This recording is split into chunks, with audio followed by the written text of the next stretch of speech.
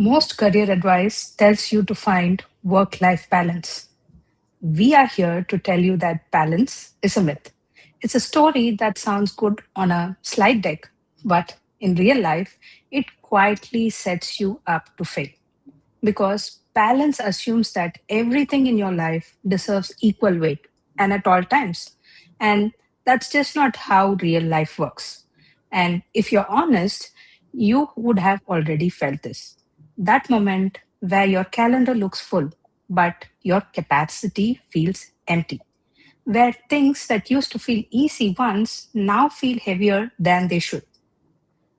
Where you're doing everything you're supposed to do, but something feels off. Because no matter how hard you push, you end up feeling like you're falling short, maybe at home, at work, or usually both. And if you're feeling that friction right now, that constant low grade pressure, it's not because you're doing something wrong. It's because you're trying to operate in a system that was never designed for the life you're actually living today. We call this life career collision. Welcome to the Transition Room. I'm Gandharvi and this is Vidya. This is episode 5, The Life Career Collision. This is not a space for surface level advice. This is where we slow things down just enough to actually see what's happening underneath. Because most of what shapes careers doesn't happen in obvious moments. It happens in these quieter transitions when something in your life shifts and suddenly the way you've been working no longer fits who you are.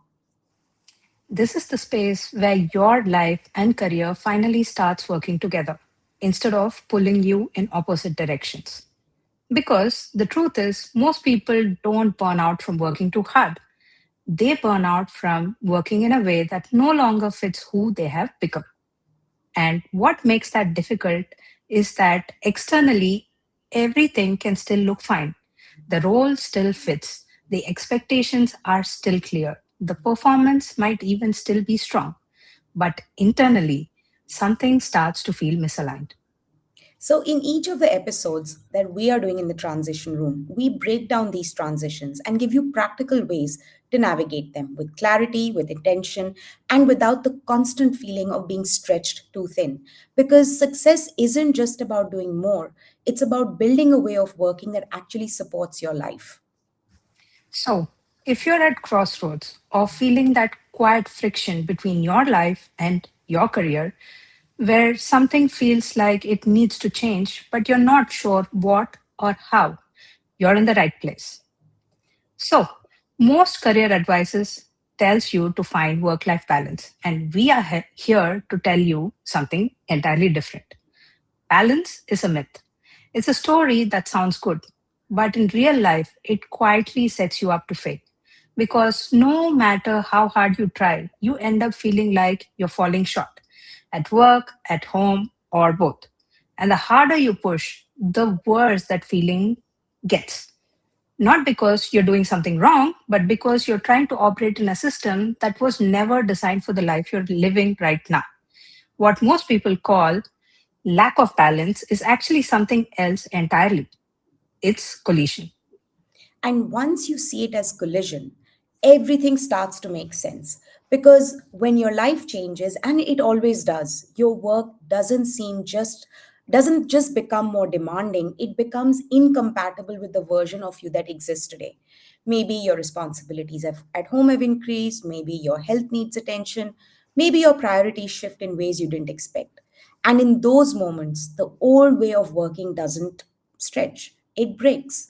And this is where most people misdiagnose the problem. They think, I need to manage my time better. I need to be more disciplined. I just need a little bit more push or work a little bit more harder.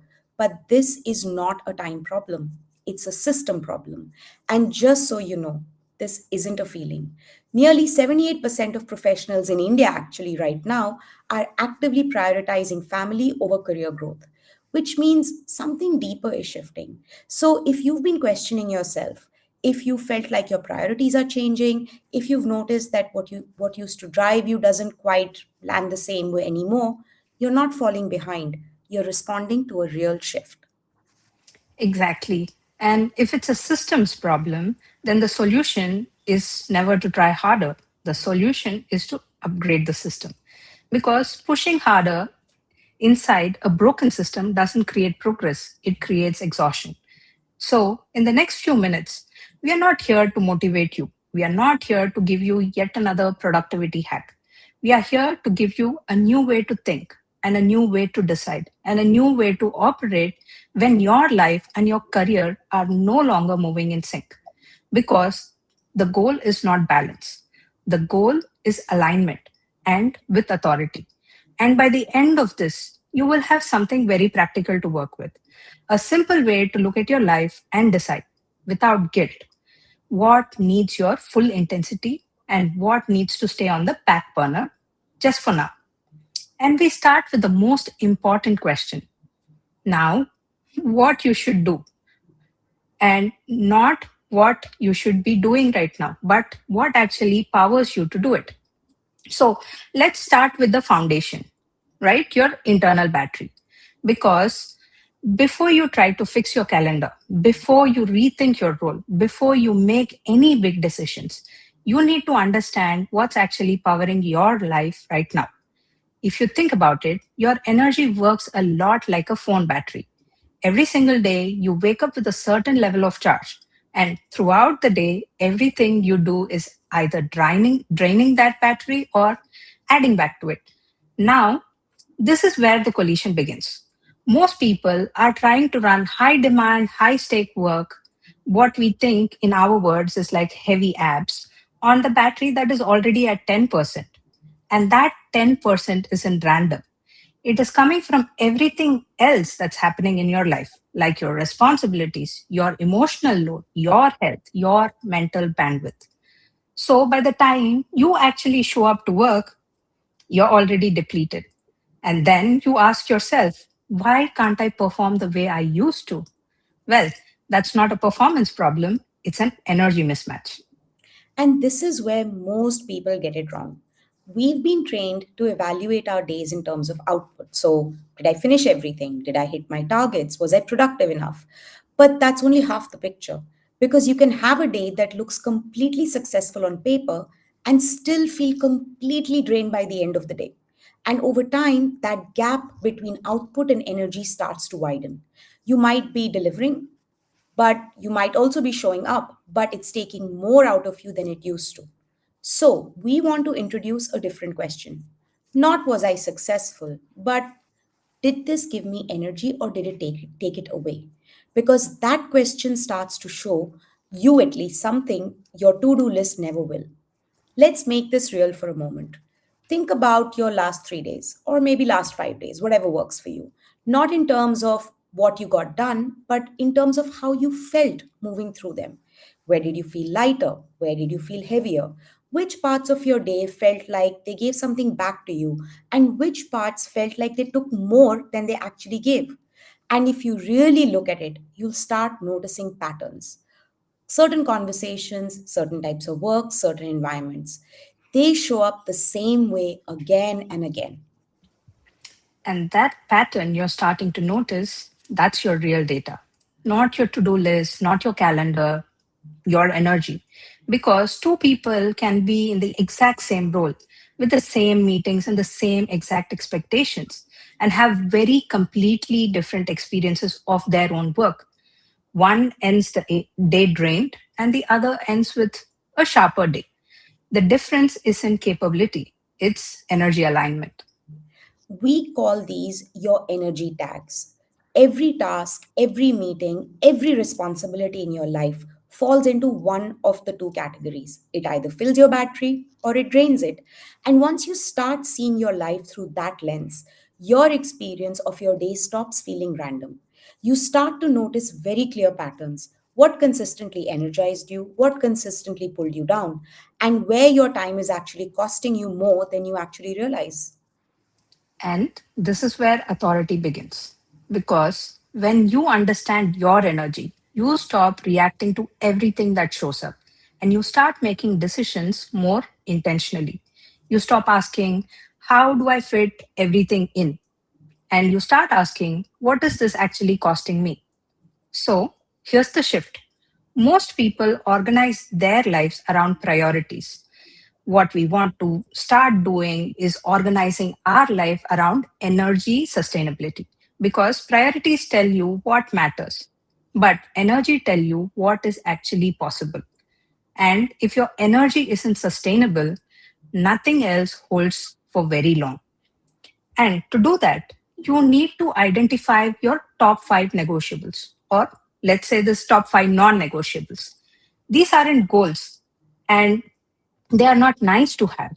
These are the things that need to happen consistently for you to function at your baseline, not your ideal life, but also your not your best case scenario. These needs to be your baseline energy for you to work consistently over a period of time. For some of you, that might look like getting enough sleep, spending time with the family, some form of movement or exercise, quiet time to think, or even protected or focused time where you're constantly not in meetings. And what's important to understand is that these are not indulgences. They're not rewards you earn after you've done everything else, they're requirements. Because if your life is structured in a way that constantly violates your non negotiables, no amount of productivity, discipline, or ambition is going to fix that. Your system will keep failing, not because you're not capable, but because you're running on empty tanks. So let's take an example. Two people can be equally ambitious. One builds their life in a way that sustains their energy, and the other one ignores it. So after 6 months, one is building momentum while the other is just trying to barely hold things together. So, same capacity and completely different systems. And once you have clarity on what actually sustains you, you're no longer operating blindly. You have a baseline, you have a filter, and you have a way to evaluate your choices more clearly. This is your first transition choice. A transition choice is a decision you make based on who you are now, not who you used to be, and not what looks good on paper, but what actually sustains you in reality. And once your energy becomes clear, something else starts to shift. You can start looking at your work differently, not as something that competes with your life, but as something that actually reflects it. Exactly. And that's where we take those life shifts, the things that are demanding your time and energy, and start turning them into professional strength. Once your energy becomes clear and you start to understand what sustains you and what drains you, the next step is to look at your skills. And this is where we see one of the biggest mistakes people make during a life career collision.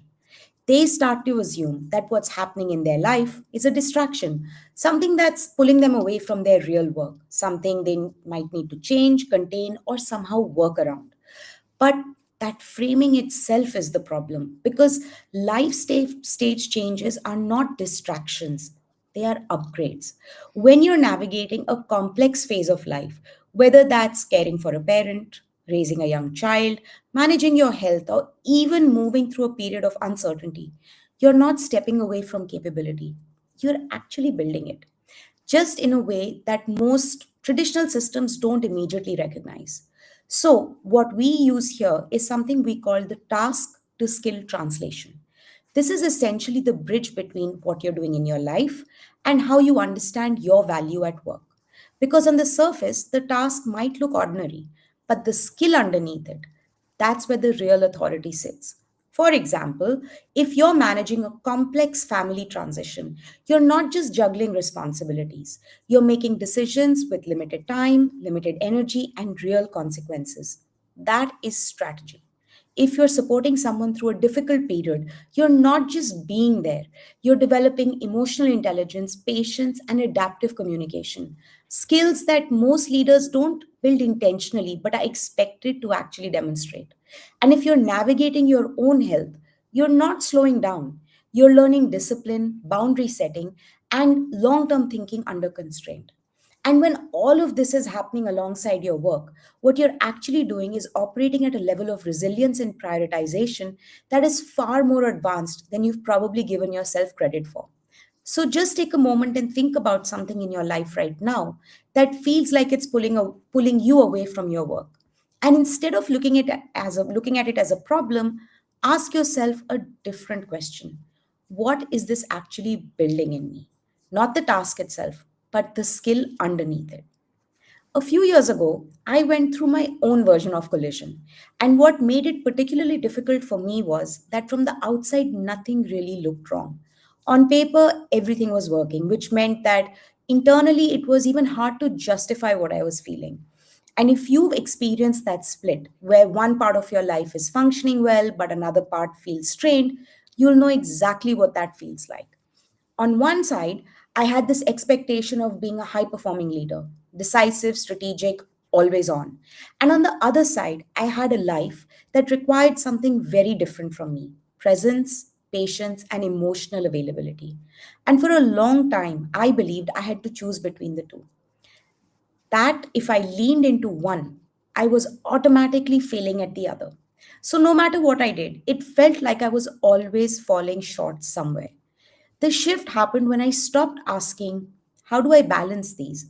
And started asking, what is this phase teaching me that I'm not seeing? And that question changed everything for me. Because once I started applying that translation, I began to see things differently. The patience I was building in my personal life started to show up in how I listened at work. The empathy I was developing changed how I led people, not just how I managed outcomes. And my ability to sit with uncertainty without reacting immediately strengthened my decision making in ways no formal training ever had. And at that point, I didn't need a different role, and I didn't need to step back. What I needed was to recognize my value differently. And that's the shift we want for you. When you begin to see your life change as environments where you are building capability instead of interruptions you need to manage, your confidence starts to change. The way you describe your work changes, and the authority you bring into conversations starts to change as well. Because the moment you can articulate your value differently, the way the system sees you begins to change too. But even with that clarity, there's still a challenge because awareness on its own doesn't remove pressure. You still have, competing demands, you still have limited time, and you still have to make decisions. And if this is the point where people either start to shrink or they make what we call a transition choice, they choose to see themselves differently, to value themselves differently, and to start operating from that place. And if something in this reframing is already shifting for you, just notice that. That's where the real work actually begins. Absolutely. And that's where we introduce a simple but powerful model that helps you make decisions without guilt and without confusion. Because when everything feels important, you need a way to step back and see clearly what actually matters for you right now. So, now let's zoom out for a second and let's make this very simple for us. If you look at your life as a whole, you can think of it as a stove with four burners: your work, your family, your health, and your friends. And there's the part most people don't want to hear, but it's very important to say it very clearly and spelled out. You cannot run all four burners on high, not for a week, not for a month, and definitely not for a sustained period of time. Because if you try to do that, something will eventually break. What actually tends to happen is not, it's not a conscious decision. No one wakes up and says, I am going to overload every part of my life today. It happens gradually. You take on one more commitment, then another responsibility, then one more thing. Before you would even realize it, everything is running on high. And that drift, that slow unintentional buildup, is what creates the real damage over time. Because every time you say yes to a burner, you are, whether or not, like if you acknowledge it or not, you're saying no to another one. Well, that's not a failure of discipline. That's simply how capacity works. A life career collision happens when you try to keep all four burners on high heat for a same time. You tell yourselves that you just need to push a little harder, or that you will rebalance next week, or that this is only temporary. But what tends to happen is that temporarily the temporary code that you gave quietly becomes your default way of operating over time. And without you even realizing it, you start to run out of fuel. If you're listening to this and something is already coming up for you, maybe a part of your life that hasn't been getting the attention it needs, just notice it. There's no judgment in that. It's just awareness. Because this is where most people lose their sense of control. Instead of making deliberate choices, they start reacting to whatever feels most urgent in the moment. Everything begins to feel important, everything begins to feel immediate, and so everything stays on high. And that continues until something forces a decision. And this is where we need to redefine what authority actually looks like. Authority is not about doing more or holding everything together at once. Authority is about choosing, and choosing very deliberately and what you do not want to do. So, here's a simple way to think about it. To be successful, you will have to turn on one burner, right? So, if you are aiming to operate at a much higher level, then it also means that you might have to turn down at least a couple of them. That's definitely not a compromise. That's how focus is created. I'll give you a real example. There was a phase in my own life where my work burner was on default full heat. From the outside, everything looked exactly how it would look at a successful career, for example. There was a momentum, there was visibility, I had hyper growth. But at the same time, my health had been on low burner for such a long time that I stopped registering that it was a problem. And it only became visible when my body forced that decision on me to stop and pause. So, in that moment, I didn't have the option to keep adjusting slightly or hoping it would resolve itself. I had to make a clear choice. I intentionally turned down my work burner. Well, not permanently, but long enough to bring my health back on track and place where it would sustain me again. And what surprised me was that nothing actually collapsed. In fact, the opposite happened. Everything started to improve because I was no longer operating from a place of depletion. At any given point in time in your life, one or two areas will require your full intensity. Those are the burners that run on high heat. The others don't get ignored, but they move to a level where they are maintained and not maximized. Because when you try to give everything equal attention, you don't end up with balance. You end up spreading yourself so thin that nothing gets the level of depth it actually needs. And there's one more distinction that becomes important here. Not all burners behave the same way. Work, in most cases, is what we think of as a rubber ball. If you drop it, it tends to bounce back. It might take effort, it might take time, but it is usually recoverable. But your health, your relationship, your personal life, those are much closer to a glass ball. When those get dropped, the impact is very different. Sometimes they crack, sometimes they take much longer to repair than we expect.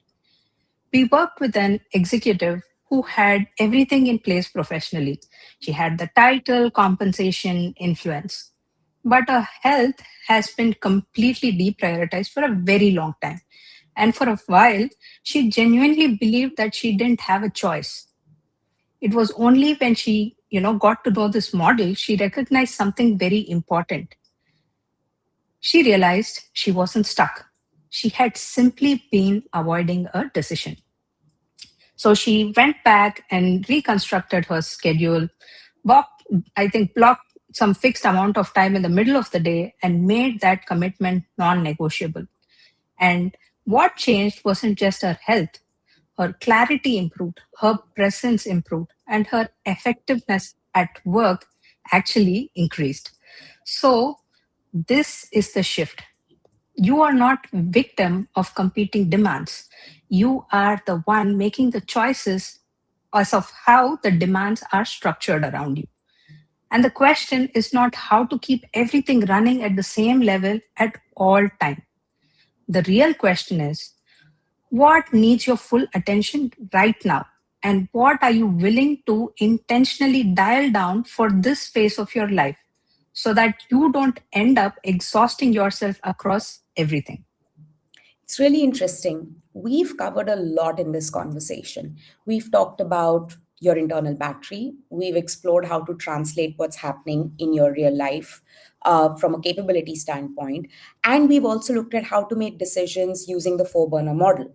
But if you take nothing else away from today, take just this one idea. You're not stuck. It's as simple as that. It can feel that way sometimes, especially when everything is demanding your attention, when the pressure feels constant, and when none of the options in front of you feel entirely right. But what often sits underneath that feeling is not a lack of options. It's a lack of clarity in how you're seeing yourself in the middle of that situation. Because what we've been building through this conversation is a very different way of looking at your position. You're not someone being pulled into different directions without control. You are the one standing at the center of these demands. And that means you have something that is very easy to forget in moments like this. You have agency. And with that agency comes a different kind of responsibility, not the responsibility to do more or to push harder or to somehow hold everything together at once, but the responsibility to step out of your default patterns and start making your internal choices, which is more intentional and how your life and your career fits together, because high authority is often misunderstood. It's not about being the busiest person in the room, and it's definitely not about being to able to manage everything simultaneously. It's about being aligned in a way that actually is sustainable for you, aligned in how you spend your energy and how you define your value, and aligned in the way you choose to prioritize based on the phase of life that you are in current situations. So, if something has been falling off, or if you're feeling that something is really off in the nature that it exists, this is not something to ignore. It's not something that you just push through indefinitely. And it's definitely not something to wait on until it forces a decision on you. So, as you move into the next few days, this is not about trying to fix everything at once. It's about redesigning your entire life when you think of it. But in reality, it's more about making one clear and intentional transition choice. So, start with something very simple. Take a look at your day and notice where your energy is actually going. What are the parts of your day that consistently drains you, and what are the parts that are genuinely sustaining you? Then take a step back and look at your life more broadly.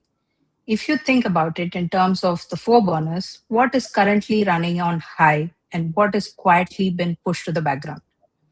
And then ask yourself just one question, not what should stay on, but what can you intentionally dial down for now so that what truly matters has the space and energy it needs. Because this process is not about having perfect answers. It's about asking better questions and giving yourself permission to respond to those answers differently than you have in the past. If this conversation resonated with you, you can explore more of our work and the thinking behind it. Not because you need external solutions, but because navigating something like this becomes much easier when you're engaging with better frameworks and clearer ways of thinking. And if you're currently in a transition of your own, you don't have to navigate it in isolation. You can reach out to us, connect with us, and continue this conversation beyond this room. Because the decisions you're making right now are just not about what comes next, they are shaping who you are becoming. So, this is the transition room. We'll see you in the next one.